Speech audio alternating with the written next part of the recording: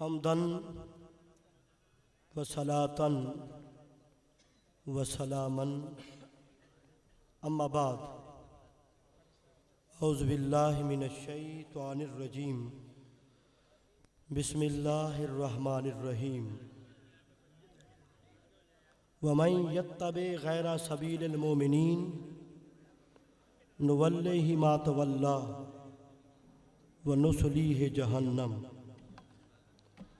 صدق اللہ العظیم و صدق رسولہ النبی الکریم الامین الرؤوف الرحیم ان اللہ و ملائکتہ یصلون علی النبی یا ایہا الذین آمنوا صلوا علیہ وسلموا تسلیما الصلاۃ والسلام علیک یا رسول اللہ وعلی آلک و اصحابک یا حبیب اللہ۔ حاضرین محتشم، سادات کرام،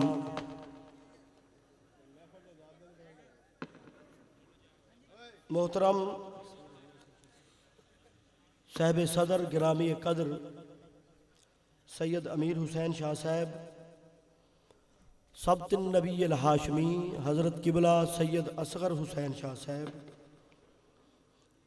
بہت ہی مبارک کے مستحق ہیں۔ میلاد کمیٹی، فروغ حمد و نعت، بزم سعید اور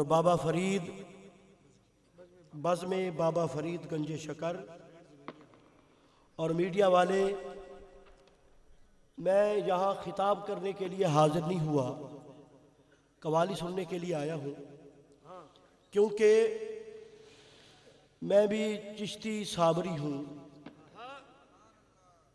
اور قوالی سے ذوق اور شوق رکھتا ہوں۔ میرے محترم راؤ محمد احمد صاحب نے مجھے یہاں محفل سما کے متعلق گفتگو کے لیے کہا تو میں حاضر ہو گیا۔ محفل سما اگر آداب کے ساتھ ہو تو یہ بہت بڑی عبادت ہے، اور بہت ساری عبادتوں کی جان بھی۔ میں گزارش کروں گا میری گفتگو کو ذرا محبت کے ساتھ اور خاموشی کے ساتھ سماعت فرمائیں۔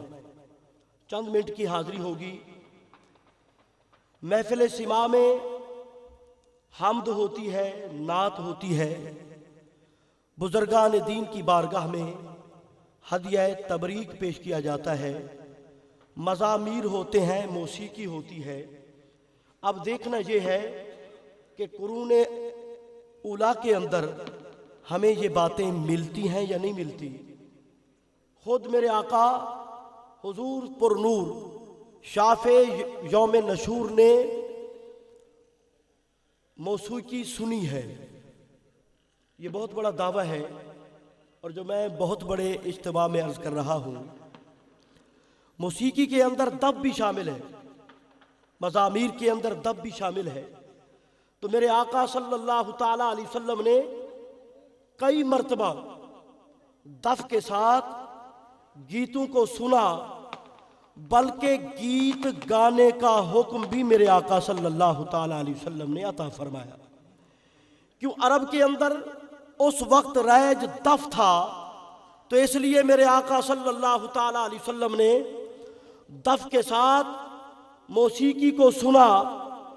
سیدہ عائشہ الصدیقہ رضی اللہ تعالی عنہ آپ فرماتی ہیں عید کا دن تھا، بچیاں تھیں اور میں تھی، حضور ایک جانب سوئے ہوئے تھے، بچیاں دف بجا کر گا رہی تھیں، سیدنا ابو بکر صدیق تشریف لائے تو میرے آقا حضور صلی اللہ تعالیٰ علیہ وسلم ایک طرف سوئے ہوئے ہیں، تو انہوں نے ان بچیوں کو جھڑکا کہ تم کیا کر رہی ہو؟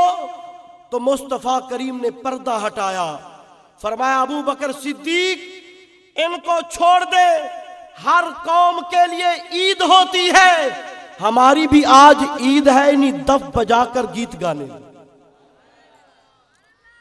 سیدنا عامر بن سعد رضی اللہ تعالی عنہ یہ تابعی ہیں، فرماتے ہیں سیدنا قرظہ بن قعب اور سیدنا ابی مسعود انصاری رضی اللہ تعالیٰ عنہ میں ان کی بارگاہ میں حاضر ہوا. عامر بن سعد تابعی ہیں، قرظہ بن قعب ابی مسعود انصاری دونوں صحابی ہیں اور بدری صحابی ہیں. فرمایا ان کے سامنے بچیاں گیت گا رہی تھیں اور دب بجا رہی تھیں تو سیدنا عامر بن سعد فرمایا اے مصطفیٰ کریم کے صاحبو، اے حضور کی زیارت کرنے والوں، اے بدری صحابیوں، تمہارے سامنے بچیاں دب بجا کر گیت گا رہی ہے. تو ان دونوں بزرگوں نے کہا اے عامر بن سعد، اگر بیٹھنا ہے تو بیٹھ جا اور ہمارے ساتھ مل کر ان گیتوں کو سن، اگر جانا ہے تو چلا جا، ورنہ انہو رخصا لنا، ہمیں تو حضور نے رخصت دی ہے کہ شادی کے موقع پر گیت بھی گاؤ اور خوشیاں بھی مناؤ. یہ دوسری حدیث پاک.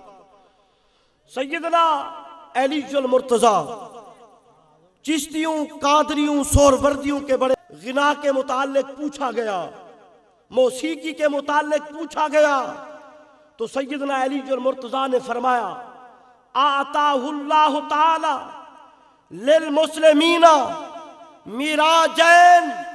فرمایا اللہ تعالیٰ نے مسلمانوں کو 2 میراج عطا فرمائے.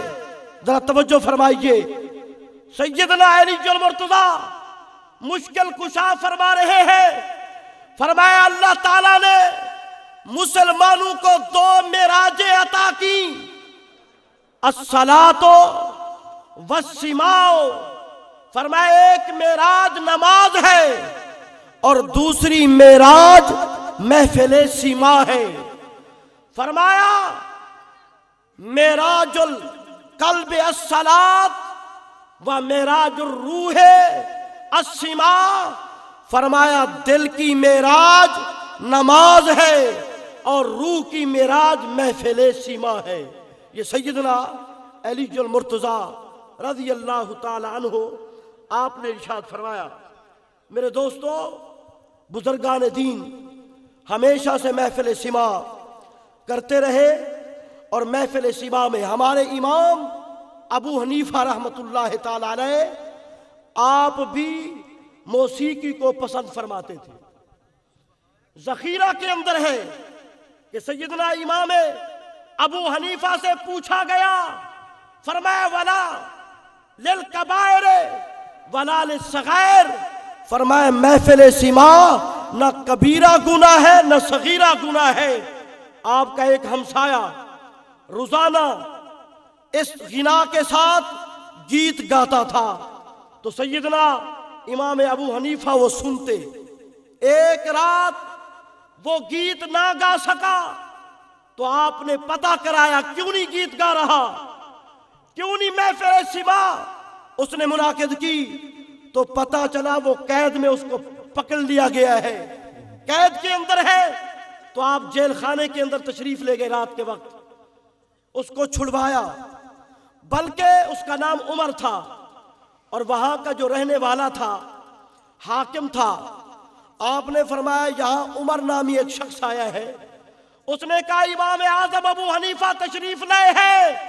ارے ہمارے قید خانے کے اندر جس کا نام بھی عمر ہے اس کو میں رہائی دیتا ہوں امام ابو حنیفہ کے آنے کی وجہ سے.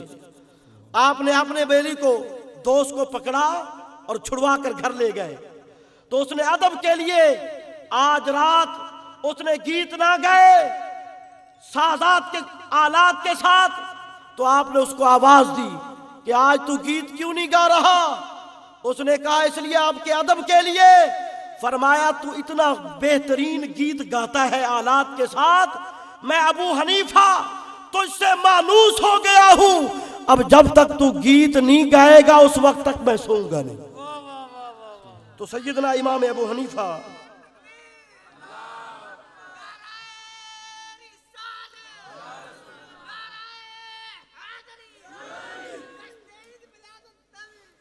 چشت کے بانی، بس آخری بات، چشت کے بانی سیدنا مودود چشتی. لوگ کہتے ہیں کہ سیدنا معین الدین چشتی اجمیری سے قوالی شروع ہوئی، نہیں، بلکہ اس کے موجد مودود چشتی ہے رحمت اللہ تعالی علیہ. آپ بخارا میں تشریف لائے تو علماء آپ کے خلاف ہو گئے. انہوں نے فتویٰ دیا کہ یہ محفل سما کرتے ہیں، غنا کرتے ہیں، اس لیے یہ غلط ہے. تو آپ نے محفل سما میں علماء کو دعوت دی تو سب علماء آئے. انہوں نے اعتراض کیا کہ آپ محفل سما میں کیوں محفل سما منعقد کرتے ہیں؟ تو آپ نے فرمایا اس لیے کہ میرے پیر سیدنا ابراہیم بن ادہم آپ محفل سما منعقد کرتے تھے. لوگوں نے کہا ارے وہ تو اتنے بڑے پیر تھے کہ ہوا میں اڑتے تھے، اگر آپ ان کے سچے مرید ہیں تو آپ بھی ہوا میں اڑے. تو سیدنا مودود چشتی نے بسم اللہ کر کے ہوا میں اڑنا شروع کیا. واپس آئے تو علماء نے کہا یہ کام تو جادوگر بھی کرتے ہیں، لیکن 2000 لوگ توبہ کر کے آپ کے مرید ہو گئے. مولویوں نے اعتراض کر دیا تو آپ نے فرمایا اگر تم اعتراض کرتے ہو کچھ اور شرط رکھ لو. انہوں نے کہا یہ سامنے پتھر پڑا ہے، اگر یہ آپ کی ولایت کی گواہی دے دے تو ہم بھی محفل سما میں بیٹھیں گے اور آپ کے مرید ہوں گے. تو آپ نے پتھر کو اشارہ کیا، پتھر وہاں سے چلا، مودود چشتی رحمت اللہ تعالی علیہ کے قدموں میں آیا اور کہا کہ آپ جو کرتے ہیں حق اور سچ کرتے ہیں. جتنے بھی علماء تھے وہ تائب بھی ہوئے اور محفل سما میں شریک بھی ہوئے. تو اس لیے ہم اہل سنت یہ کرتے ہیں. لیکن یاد رکھنا میرے پیر و مرشد حضور غزالی زمان راضی دوران بہکی وقت سید احمد سعید شاہ صاحب کاظمی نور اللہ مرقدہ، آپ نے بھی ایک رسالہ لکھا مزیلۃ النزاع اس بات سما پر. اس میں فرماتے ہیں کہ سما محفل موسیقی جو ہے ناجائز بھی ہے اور جائز بھی. جائز کون سی ہے؟ فرمایا جس موسیقی سے خدا کی یاد آئے، جس موسیقی سے دل کے اندر رقت پیدا ہو، خوف خدا جس کے اندر غالب ہو. اور فرماتے ہیں، فرمایا جس موسیقی سے اللہ راضی ہو. یاد رکھنا عرس کے لیے موسیقی اور قوالی کرنا جائز ہے، رقت قلب کے لیے کرنا جائز ہے، اور شادی کے لیے ولیمے کرنے کے لیے کرنا جائز ہے. بلکہ حضور نے فرمایا کہ جائز اور ناجائز شادی میں فرق یہ ہے کہ جائز شادی میں دف بجایا جاتا ہے اور ناجائز شادی میں دف نہیں بجایا جاتا. تو اس لیے میرے دوستو، ہم پر جو لوگ اس قوالی کے منکر ہیں، اس کو حرام کہتے ہیں، ناجائز کہتے ہیں، ان کا اور کوئی اعتراض نہیں. سب سے بڑا اعتراض یہ ہے کہ جو لوگ قوالی میں شریک ہوتے ہیں وہ نماز نہیں پڑھتے. تو میں آپ سے گزارش کرتا ہوں کہ محفل سما ایک بہت بڑی عبادت ہے. میں نے جس طرح حدیث کے روشنی میں بیان کیا ہے حضور کے فرمان سے، اس عبادت کے بعد آپ اگر نماز نہ پڑھیں تو بہت بڑی محرومی ہے، بہت بڑی بدبختی ہے. آپ اس عبادت میں ذوق اور شوق کے ساتھ بیٹھے، باوضو ہو کر بیٹھے اور کلام پر خوش بھی ہوں، لیکن صبح کی نماز آپ نے ضرور پڑھنی ہے، بلکہ تمامی نمازیں پڑھنی ہے تاکہ دشمن کو یہ اعتراض کرنے کا بھی موقع نہ ملے. دعا ہے کہ رب العالمین بادب ہو کر بیٹھے. یاد رکھنا رقص یہ جائز ہے، لیکن اس کے آداب ہیں کہ جب انسان بے خودی کے عالم میں ہو، جان بوجھ کر لوگوں کے دکھاوے کے لیے، ریا کے لیے اگر کوئی رقص کرتا ہے وہ ناجائز ہے، وہ حرام ہے. اگر اللہ کی رضا کے لیے، اللہ کی خوشنودی کے لیے اگر روحانیت غلبے میں آ جائے، اصل میں ہوتا یہ ہے کہ یہ جسم ہمارا یہ خاکی ہے اور روح ہماری فلکی ہے. جب قوالی کرتا ہے تو روح کو یاد ستاتی ہے اس ملک کی، عالم ارواح کی، اور جسم کیونکہ ثقیل ہے روح جانا چاہتی ہے، جسم آڑے آتا ہے، اب روح اور جسم میں کشمکش شروع ہوتی ہے۔ اس کشمکش کے اندر وہ بے خود ہو کر یار کے سامنے ناچتا ہے، اسی ناچنے کو رقص کہتے ہیں، اور یہ جائز ہے۔ وآخر دعوانا الحمدللہ رب العالمین۔